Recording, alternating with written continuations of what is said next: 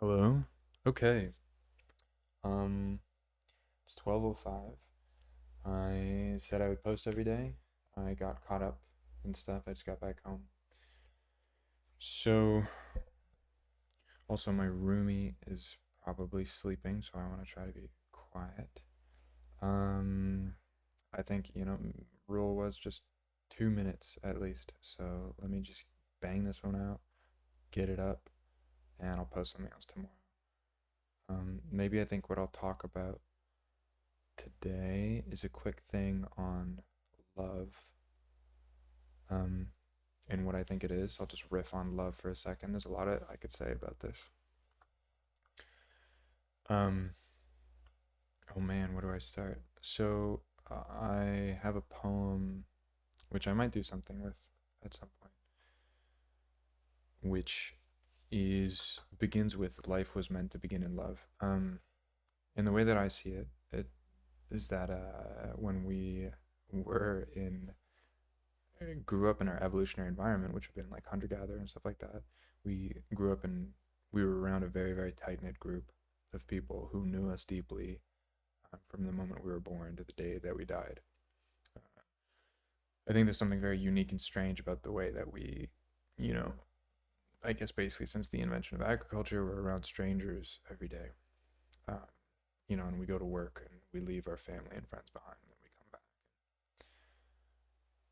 And I think romantic love in contemporary times and how it's taken on a kind of religious degree, of how important it is to modern people, is really people craving the desire to return to that sense of listening to themselves. Oh, this is kind of convoluted. I need probably more time than this, but whatever, it's fine. Fuck it. Um, the point right now is just to put the camera on and get used to this and talk. But I think if I try to put it very concisely, being so separate from each other compared to what our biology and we ex- our biology expects, being so separate leaves, I think, a deep, deep wound in most people where they end up dissociating from themselves, a significant amount of themselves, so that they can fit into this strange world that we've created. And the romantic lover becomes a symbol, I think somewhat rightfully so, of wholeness, to return to a place that has no boundaries, that has no rules, to return to like pure innocence, which is, who we were all born as. And then somewhere along the line, um, we got convinced, or really, we got a lot of, what is that, associations. We got taught to be a certain way. And, the way that I see love is that what is real in me wants to reveal itself to you, and